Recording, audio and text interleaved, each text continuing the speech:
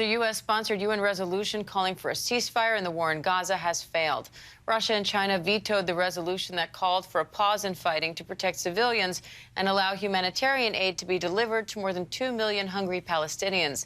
This is the fifth time the Council has failed to adopt a resolution on the war in Gaza. It all comes after a high-stakes meeting in Israel between Secretary of State Blinken and Prime Minister Benjamin Netanyahu. Yesterday, Blinken said an Israeli ground invasion in Rafah would be a mistake and unnecessary. Netanyahu now says, quote, "There is no way for us to defeat Hamas without going into Rafah and eliminating the rest of the battalions there. And I told him that I hope we will do it with the support of the USA, but if we have to, we will do it alone." ABC News Chief National Correspondent Matt Gutman joins me now from Tel Aviv with more. Matt, how significant are these remarks from Benjamin Netanyahu?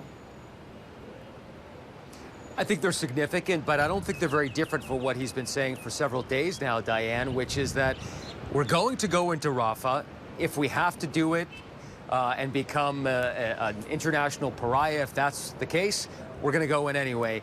For Netanyahu, the only way to deliver victory to his people, which he has been promising since October 7th, is the complete defeat of Hamas. Now, there may be different interpretations of what that looks like, but for the prime minister and his top-ranking cabinet ministers, that means destroying Hamas, at least militarily, as a functioning military entity.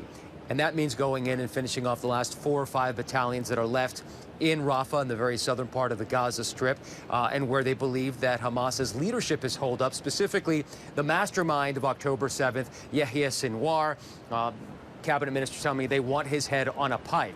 And the only way to do that is to go in. But, of course, there are 1.5 million Palestinians sheltering in that southern part of Gaza, and they would have to be moved to what Israel is going to call, or is calling, humanitarian islands, where they'd provide them with food and shelter and hospitals. Obviously, a massively complicated endeavor, given the fact that many of them are facing catastrophic hunger. And that, of course, is what the U.S. has been so opposed to them doing, saying there must be other ways to try to defeat Hamas. Israel says, no, that's the only way. So they're definitely at a very open and public loggerheads right now, Diane. Now, Matt, with the ceasefire resolution failing in the UN and Netanyahu refusing to back down on Rafah, what is Blinken now hoping to accomplish on this trip? Well, now that the ceasefire resolution that they presented to the UN Security Council was vetoed by Russia and China, I think some of the tangible results of the trip are more fleeting at this point. But I think he came here to deliver a very stark message to Israel's prime minister, and that is ceasefire now. You are losing America, and what you're planning to do in Rafah might seem like it's the best thing for Israel, but perhaps in the long term, it is not. You're going to be losing friends who stood by you, and you might be losing U.S. support.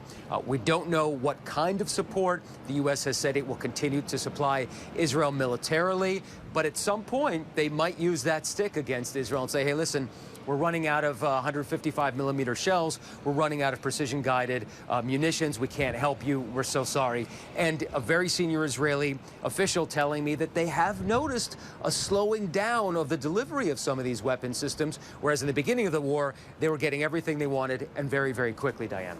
So, Matt, what does this all mean for the 2 million Palestinians in need of food and other aid right now? It means they're probably going to have to wait, Diane. And this is what I think is so crushing for the international community, for the UN, and for many Israelis as well. Blinken is trying to get this ceasefire and hostage negotiations off the ground. He is trying to prod both sides to act more quickly. But even if they could agree, and even if they sat at the table, it would still take weeks to implement any sort of hostage exchange under which Israel would cease fire and pull back some of its troops from parts of Gaza, not from its entirety.